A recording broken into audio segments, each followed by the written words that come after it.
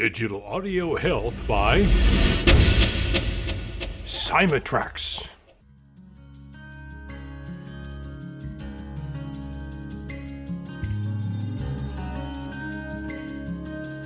Welcome to the Rhonda Grant Show with your host, Rhonda Grant.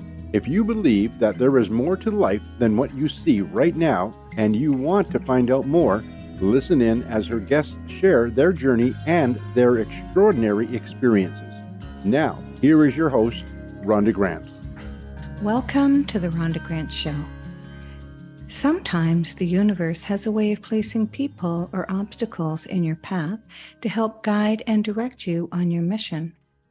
Listen in as we discover the path my guest has traveled. Has she been inspired by a calling, crafted her journey, or a bit of both? I invite you to embrace the conversation and to use it to help you to recognize if this is happening in your life. Our guest today is Jessica Radetsky, who is an artist and entrepreneur. Jessica is a performer in the Phantom of the Opera on Broadway. She is the founder of Broadway Hearts, a children's hospital outreach nonprofit bringing Broadway performers to children in treatment nationwide.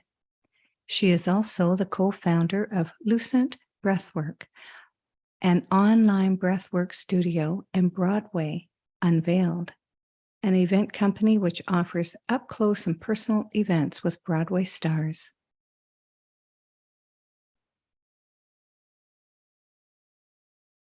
Welcome to the Rhonda Grant Show, Jessica. Thank you so much, Rhonda. I'm so pleased to be here. Thank you. It's a joy to have you on the show. Tell me about when you first started ballet and what you actually thought about it and when you decided that this is right for you. Well, the story goes, I was 5 years old when I started ballet. My folks put me in classical ballet classes to help my flexibility for gymnastics. I had already been in gymnastics for a couple of years, which I think is a common thing for little kids. And my mom tells a story that my first day of ballet class, I came home and said, that's it. I'm done with gymnastics. I'm done with everything else. I want to be a ballet dancer. Oh. And that was it. And I was upset with the other girls in class for not being serious enough. So it was sort of one of those things that it was like done, obsessed from the get-go. Yeah. And I remember being really, really young, being 5, 6, and just thinking, this is what I'm doing. It just being sort of the end all and not ever wanting to do anything else. Yeah, and so you showed up in ballet, pointing your toes and knowing where your arms and where your fingers were. Yeah, pretty much. Yeah, and I was really lucky because my teacher that we found right away was this really beautiful Japanese teacher who was trained in the Vaganova Russian technique. And she had a sort of unconventional way of teaching in that age wasn't necessarily something that she went by as far as you have to be 9, 10, 11, 12 to do certain things, which is a sort of common way of teaching. She just let us do everything, no matter what our age was. And so I was really young when I started doing everything and became fearless and very advanced, very young, which I'm not sure was the best physically for me. I was injury prone, but it was very exciting. And it was something that made me always very excited to dance and definitely stoked the fire within me to become a professional dancer. Yeah, because lots of times athletes, because you're an athlete, you're a dancer, but you're also an athlete. Young ones can feel that they're held back if they are put in a group where I guess it's easier for the instructor or the coach to keep everyone at the same level, train everybody the same movement at the same time. and be able to spot those children at the same time instead of everybody at a different level. Well, that was really fantastic that you were able to advance so quickly. What type of injuries would be related to ballet? A lot of stress fractures. I had a lot of stress fractures. I think that also had to do with that kind of training, with sort of progressing really quickly at a young age, which had its drawbacks. I mean, I definitely think that there's a reason for not doing things until you're a little bit older and your bones can sort of harden into what they're going to be, and your muscles sort of adapt to, the age that you are. There were a lot of stress fractures. There were a lot of tendonitis. Those sort of injuries came with the territory. Yeah, the growth plates. Yeah, you start thinking about those when you start fracturing and right. Stress. Correct. How old were you when you started competing? I actually didn't really do many competitions. I was not sort of on that track. I did a couple, but it wasn't something that I really enjoyed. The whole competition side of performing or dance in general was something that I have never enjoyed. Right. Yeah, the competition side of life in general is not something that I've ever really enjoyed. Yeah. Well, it causes a lot of stress. So what track were you on then? What were you being groomed for? So the idea is to become a professional dancer as soon as possible. And that was the goal. So that was always you have a company that you idolize and dancers that you idolize. And that's sort of the apple that you are always striving to take a bite out of. Yeah. So tell us about when you started dancing professionally, when you started working for. Yeah, so I trained sort of at various schools, wonderful schools, School of American Ballet and the Kirov Academy, and with some really wonderful teachers all throughout my teenage career. And then I danced with some really wonderful opera companies, the Kirov Opera in San Francisco and Los Angeles opera companies. And then I moved to New York and almost immediately tore my Achilles tendon and had a really terrible injury. Yeah. And I was out for almost 3.5 years with that injury, which was devastating to me. It nearly ended my career as a dancer. And when I finally recovered from that injury, I think ballet company life was sort of a complete, I knew it was over. That was over for me. So I came back into the dance world with sort of a new realization of I could do some gigs. I did a couple of Nutcrackers, and then a friend of mine was in a Broadway show, and she said, "Why don't you audition for a Broadway show? You'd know exactly what was going to be asked of you. There wouldn't be any surprises." So I could sort of train with that in mind physically. And so that became the new goal. And I auditioned for Phantom of the Opera. And I auditioned a few times and finally got the job. And so, and so that was really a wonderful moment of sort of realizing that I could still dance professionally in a different way than had been sort of my goal my whole life. But I could still make a living dancing and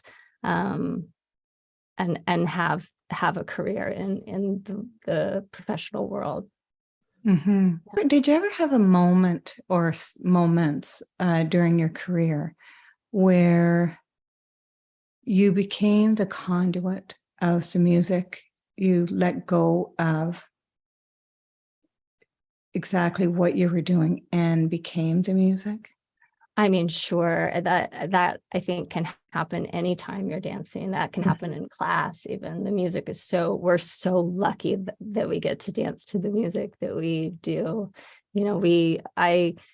I feel very fortunate because I grew up in a household where there was always music playing. And so music has been something that is just a part of my the fabric of my, I feel like the fabric of my makeup. Mm-hmm. And so sort of ballet and dancing, even social dancing, like my father used to just sort of grab me as I was walking through the house and swing dance with me, so Yes. just dancing is sort of an extension of music. And so sure, I mean, that's the gift, right? Mm-hmm. Yeah. For sure. And so are you dancing today? I'm still in Phantom. You're still in Phantom. Phantom, yeah. Phantom of the Opera. Mm-hmm. Fantastic. Mm-hmm. So when did you, I mean, you had some interest and you have started a couple of foundations. So can you speak to first foundation that you are involved in? Absolutely. So I started a children's hospital outreach foundation called Broadway Hearts in 2018 or 2017, really, but we became a full fledged 501c3 in 2018. It's dedicated to my father, Peter Radetsky, who passed away of pancreatic cancer in 2009. When I lost him, it was, devastating to say the least. And it sort of felt like the, air went out of the world. And I knew that I wanted to start some sort of foundation in his honor, but I didn't quite know what. Thank you. And throughout the years at Phantom, we would have Make-A-Wish kids come to see the show.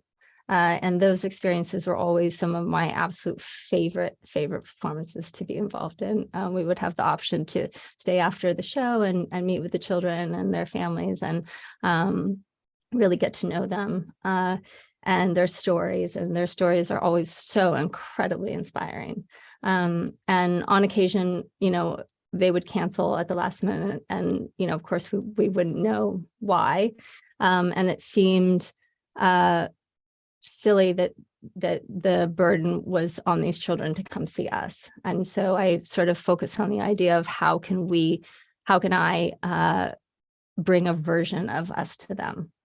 And so I just sort of started, formulating a plan to figure this out. And Broadway Hearts, sort of the idea of that was born. And we started with, I think, 7 of us going to local hospitals around town and singing with the kids, for half an hour, 45 minutes. And now we're in hospitals all over the country. And we have a volunteer base of, I think, over 100 now. And we have all different programs. We have a program called Broadway Hearts Backstage, where we bring a medically cleared child and their family to the city. We have a wonderful hotel partner. We have a restaurant partner. We take them to see a show of their choice and a meet and greet with the cast. And we have some really fun stuff that we get to do for these kids. So it's become a really incredible program and foundation. And I feel, these kids, they sort of live they live in the present moment, sort of all the time, just innately. And it puts your life into perspective in about 2 seconds, Right.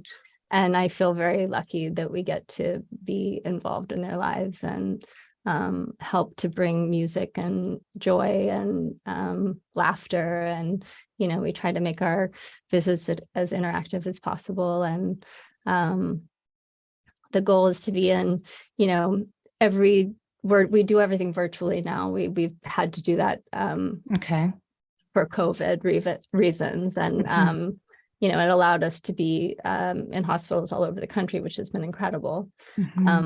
But the goal is just to be, in as many hospitals as we possibly can and visit with as many kids as we possibly can. So I'm working on it. So do you fly to all these different places, or do you have different companies throughout the United States where people are on board with your mission and they are the ones that go out and perform and be with these children? Right. So right now we're doing everything virtually, so we can sort of just do it from wherever we are, and we can, visit with the kids, just, through Zoom or through whatever platform the hospital has. When we were doing it in person, we did have some people on the ground in different places. And hopefully when we're able to visit back in person again, we'll pick that up again. Yeah.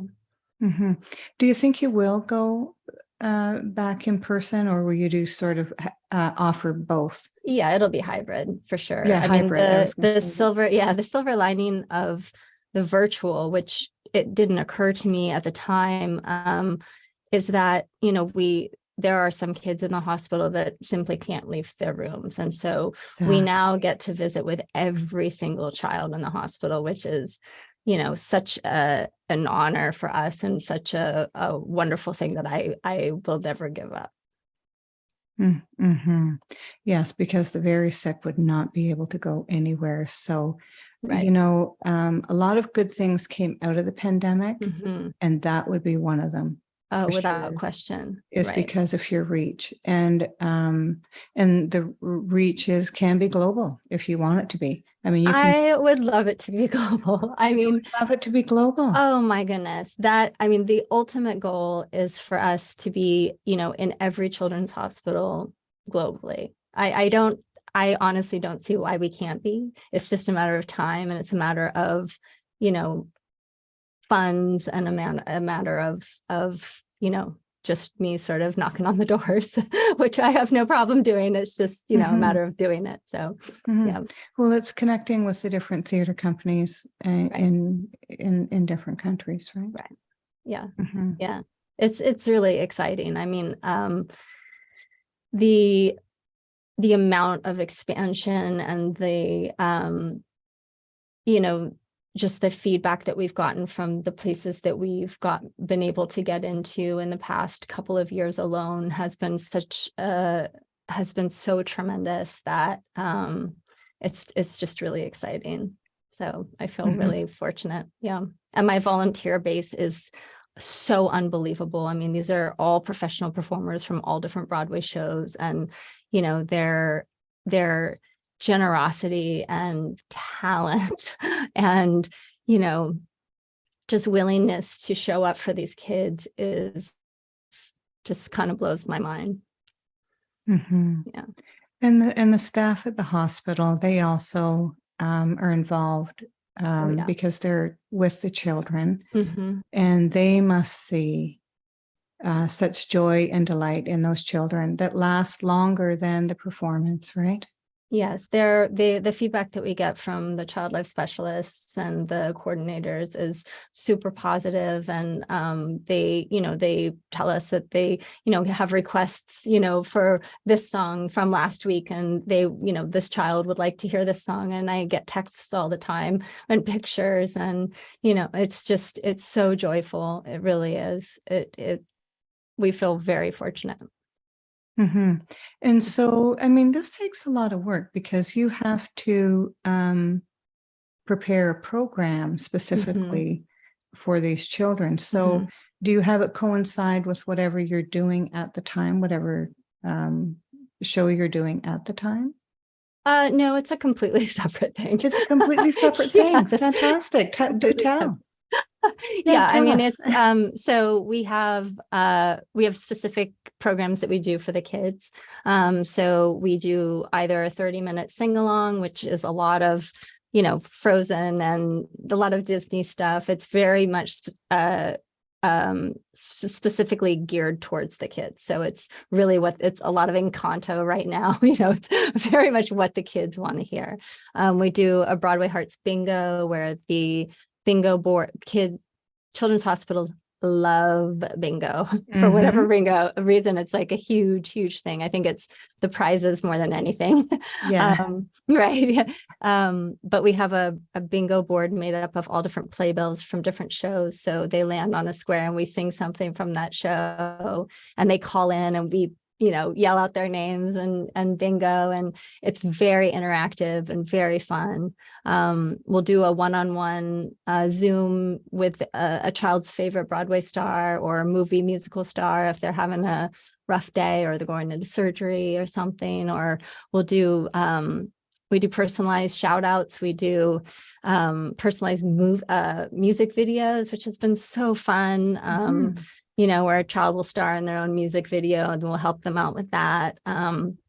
We've done so many great projects. We have a wonderful woman who makes her own puppets, and we'll sing with the kids with the puppets. We have, we have so many different programs that have been really well received, and we just sort of keep trying to add to our programming to offer as much as we can to the kids.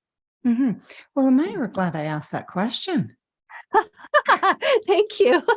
We would have spent the whole show not knowing the true essence of what's actually going on. I love it. Thank you so much. It's really fun. It's really fun. Sometimes the kids will text in and they'll say, like, can you sing, such and such song from something? And we're like, what? We've never even heard of that song. And someone will grab their phone and, punch it in there, and 5 minutes later, they know the song. That's like the essence of sort of how it goes, and what the generosity of our volunteers, it's really wonderful. Yeah, it is. And it's so rewarding. I remember going into what we call the public school here in Ontario to help children who are behind in reading. And I would go in a couple of times a week, and I would teach to distract the kids from reading. I would use rhythm for them to clap out the words. We'd get up and we'd stomp out the words so that they knew how the beginning of a sentence was, and how the end of the line was different. Because sometimes they were missing that sort of elegance that the other children had at that time, as grade 5 would have had, but they were having difficulties. And I remember I looked so forward to seeing them. And at one point, there was 2 girls who were quite behind. And I decided that to even take the pressure off more is we would do a skit. And so I found a book that we got to play the characters in the skit. They forgot that they were reading, and their reading just took off. And the teacher even asked if I was a teacher. Oh my gosh. Because they do, especially on one-on-one, I think, and also if you have some different techniques. And I just went with my instinct to help these children. And so, and I knew how I felt. So I can imagine that this is just, it makes you feel alive, more alive than you would actually, without the experience, for sure. Yes. I think this is just incredible. Oh, thank you. Absolutely incredible. Thank you. What a gift you are to the world. You're taking your gift and turning it into something so fantastic. Your father would be so proud, I'm sure, if he was looking down and seeing thank you for what you're doing. that. Thank you for saying that. I think he would love what we're doing. And that is something that is a huge driving force in my own life. He was one of the greatest sources of joy in my life. And our mission is to bring, as much joy as we can to these children. And, that's always in my heart to bring that to them. So it's definitely a melding of worlds. Yeah. Well, and you probably got the music from your father. And so it's really nice that it's a legacy. Yeah. You're honoring him. Yeah, I hope so. Yeah, for sure. Tell us about your the other foundation that you are involved in. Are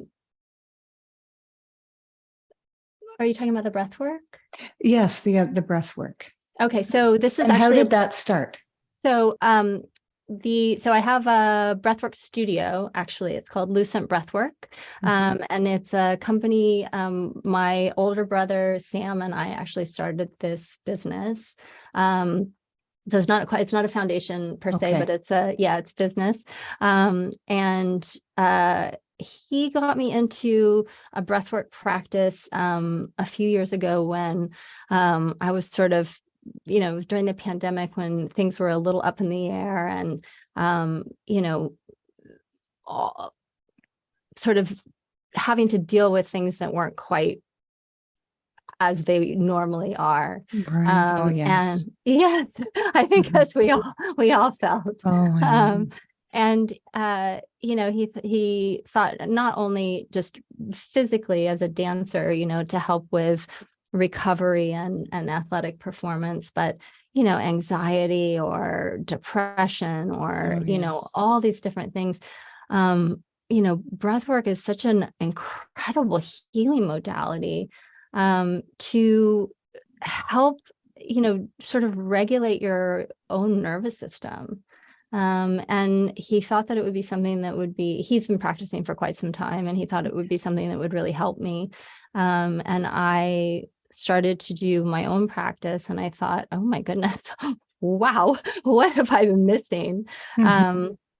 And I started to sort of learn as much as I could about it. And then I became certified in a few different styles, and realized that this was something that I should really try to share if I could.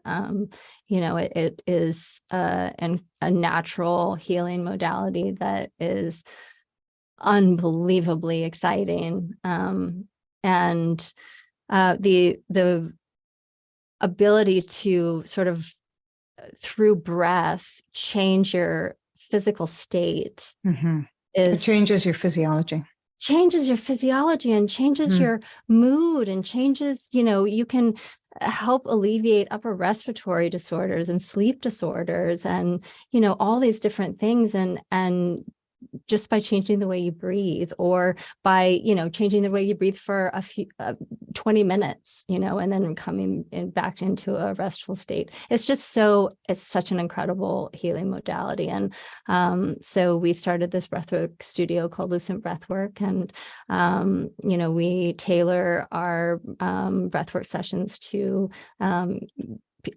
the client's specific needs, and it's become a really wonderful business.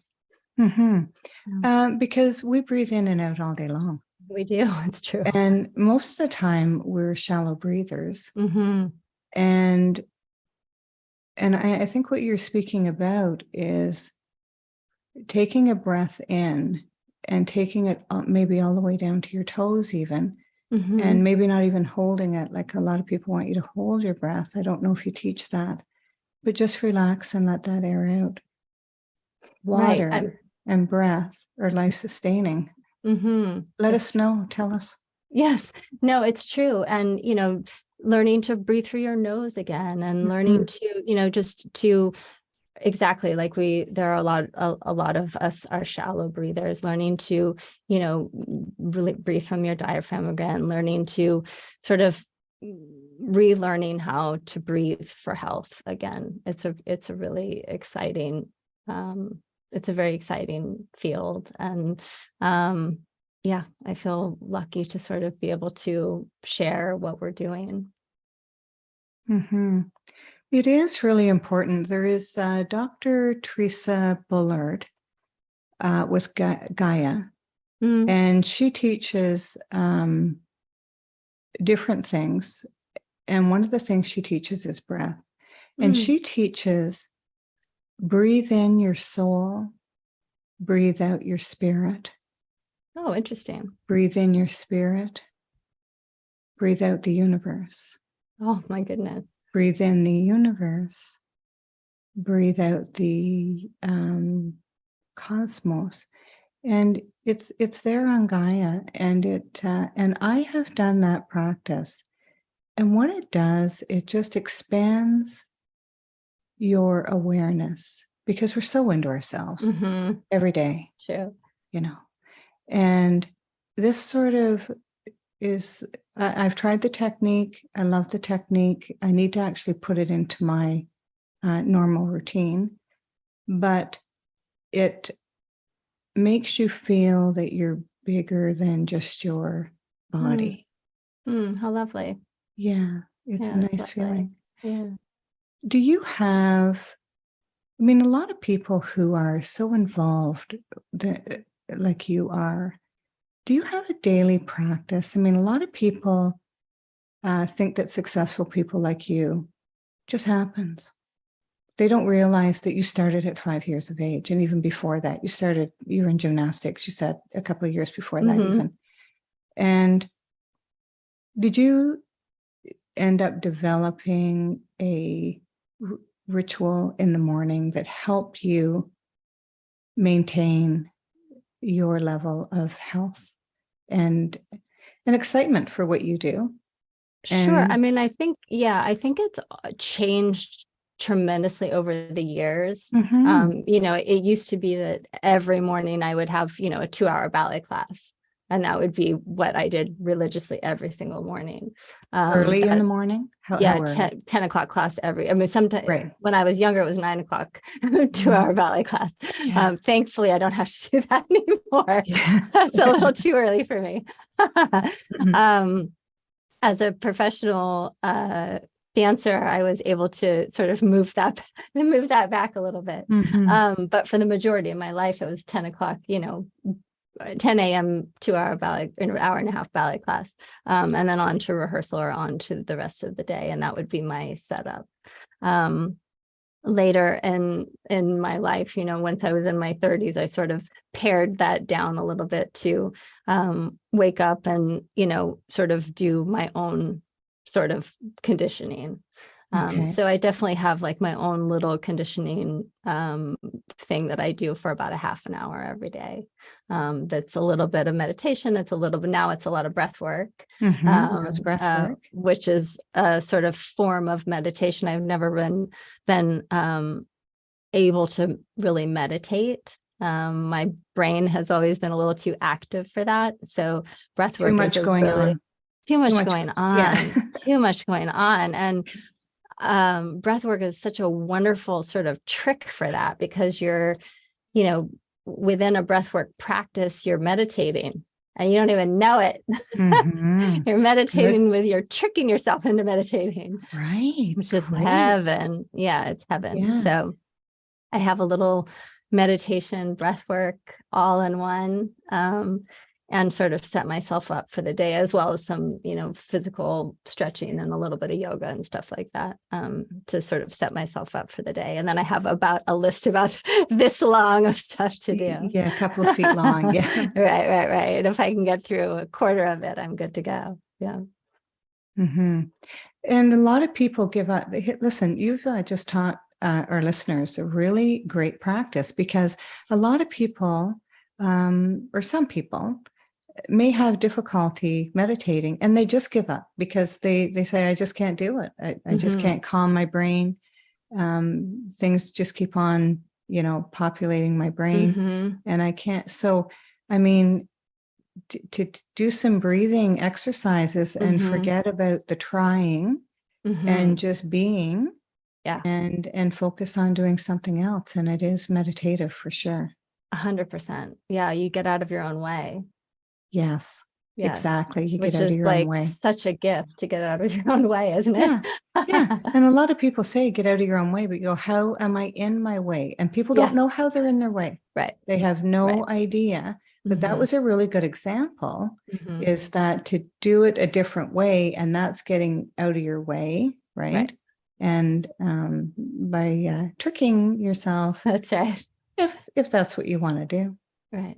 Yeah. It's a lovely sort of way to just clear your head. And, if you want to clear it completely, great, and not think about anything, or you can also kind of worm something in there to focus on as well, Yeah. Well, I've been really lucky that I meditate and I follow the round white light, and then the light expands and comes back again, and then it's indigo colors, and I've even had some geometric So I'm one of these people, and I've been doing it for quite a long time, Wow. is that I can just go into it really quickly. And I can actually feel tender where where the third Wow. eye is, because the focus is so strong. Wow. How And it's lucky. addicting. It's Yes. addicting. I Well, love, of course. and the benefits of meditation, of course, as you know, is calmness, Hmm. and uh, and your intuition increases Oh if yeah. you're Focus, clarity, calmness, intuition. Like the list is just endless.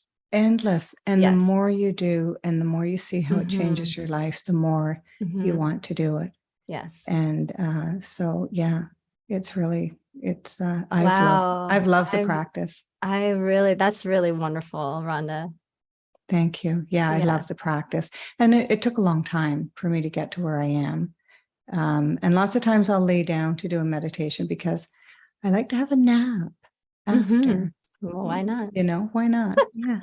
You're listening to the Rhonda Grant Show right now, whose podcast has been treated with digital audio health by my sponsor, Symatrex. And I am speaking today with Jessica Radetsky. I said that wrong. Can you say your name It's correctly? Radetsky. Radetsky. I can say it after you say it. How may people reach out to you if they wanted to contact you regarding getting involved with the work that you're doing in the hospitals with the children?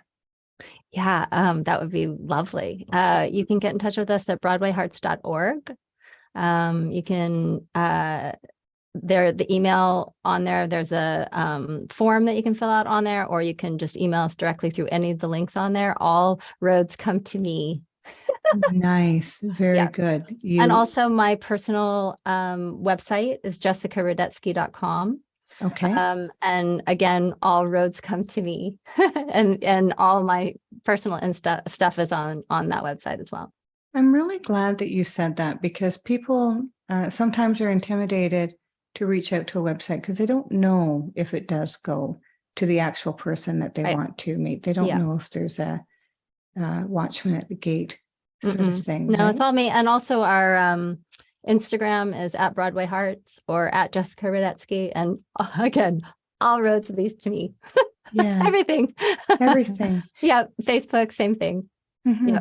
And do you give any Zoom meets to teach people breath, or how you Yep. do? We're all Okay, let us know online. about that. Yep.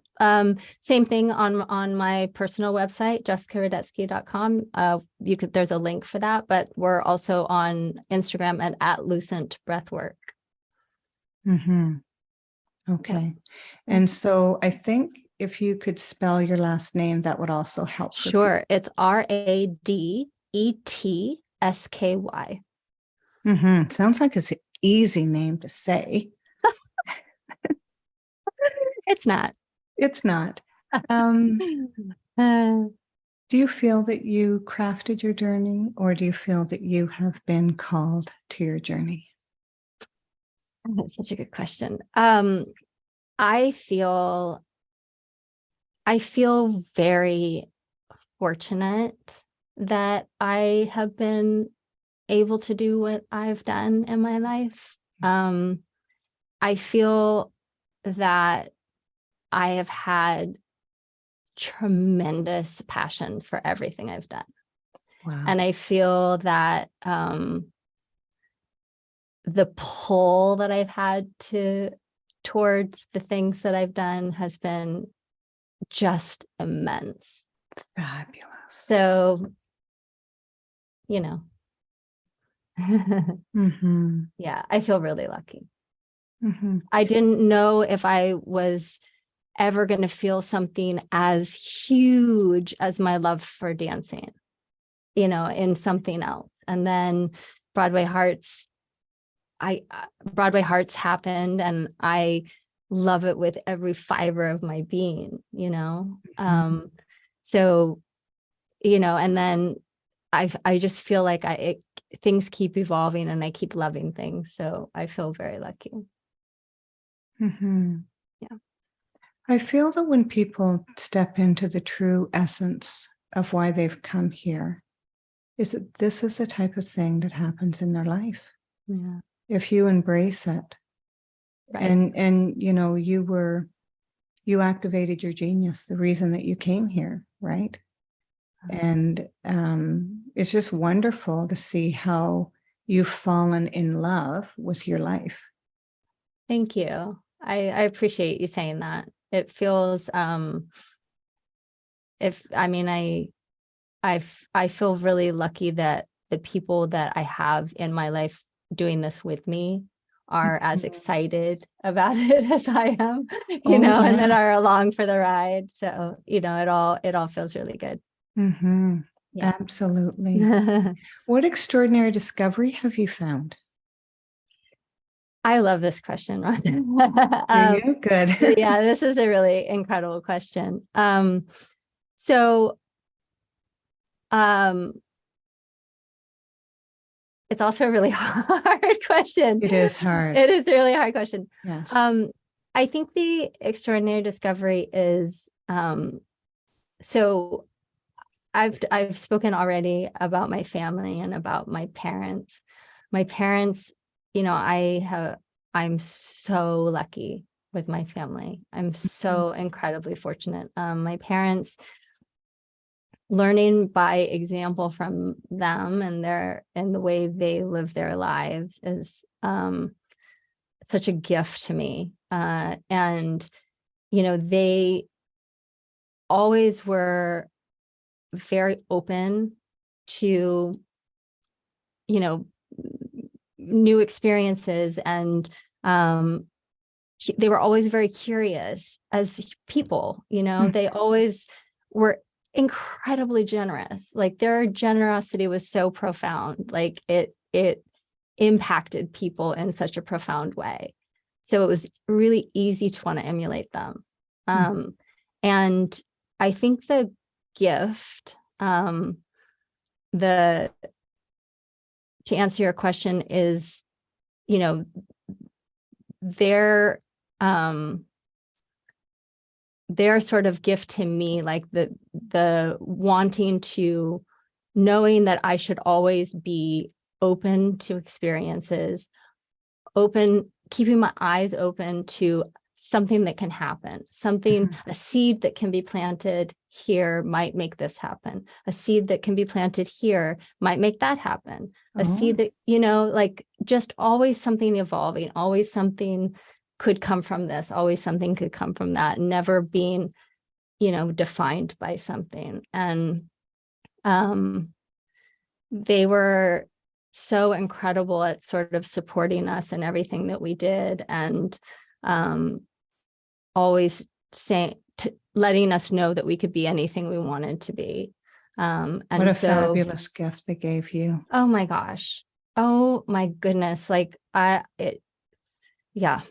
feel so fortunate to, have had that kind of an upbringing. And so, my whole life, I always sort of had even when I didn't realize it, I sort of, in all the different companies that I have now and all the different sort of things that I'm doing, like, this came from that, and this came from that, and this came from, this experience, and that came from that experience. And they've all just been one thing from another, and that's because of my parents. That's because of watching them and learning from them. So they're kind of the great gift. Well, and listening to you describe that, and how your energy changed when you talked about your parents. And I imagine that's the type of energy that your parents have and had. And when you live at that vibrational frequency, and that was taught to you, whether you weren't sat down and said, if you raise your vibration to this level, more things are going to open up for you, more things are going to be, you're going to see more, you're going to, and I just want to, for the listeners, I just want to, if you felt the energy from Jessica while she was speaking about her parents. If you raised your energy, and even in song will do this. And when you feel that level of energy in your body, and if you could imagine living from there, coming from that level, and also giving from that level, your whole world will open up to you. It's fantastic. Oh, I love that. Thank you, Rhonda. Thank you. That's really special. Thank you. Is there anything that I haven't asked you that you'd really like to tag on the end of this conversation before we wrap up? Oh my goodness. I would love to say that, Broadway Hearts is something that is so incredibly special to me. And obviously it's dedicated to my dad. And so has such an incredibly deep meaning to me. And we're always looking for collaborators and sponsors and people to get involved. So please don't hesitate to reach out. Yeah. Mm-hmm. And Rhonda, thank you so much for having me on the show. Oh, you're welcome. This has been wonderful. Yes, it's such a pleasure to have you on my show. I love to learn about what other people are doing, what their mission is in life. And I love when people do have a mission, they recognize that they're here to activate their genius. Because as Dr. Joel Bryant said, and he is a man that I have interviewed a couple of times on my podcast, is that we have the capacity for immensity. And a lot of us leave a lot on the table, and some of us leave some on the table. And I feel that you have stepped into your genius, and by that you've affected people, got other people involved, and it's all about feeling. And I know what it felt like to me when I was teaching those children to read, and they were learning how to read because of my approach. Right. And so you're definitely a gift. And I've so enjoyed hearing about your journey. So thank you so much for your time. Thank you so much, Rhonda. You're welcome. My pleasure. Theme song for the Rhonda Grant Show, Sun on the Water, is composed and performed by my friend John Park Wheeler. This is Rhonda Grant with the Rhonda Grant Show, author of Magical Forces Within, Extraordinary Discoveries in an Ordinary Life, inviting you to look for the magical forces within yourself today and every day. Thanks for tuning in. Thanks for tuning in to the Rhonda Grant Show with your host, Rhonda Grant. If you would like to find out more information about Rhonda and her upcoming guests and the work that she does, go to her website, rhondagrantauthor.com. That's rhondagrantauthor.com. Digital Audio Health by Cymatrax.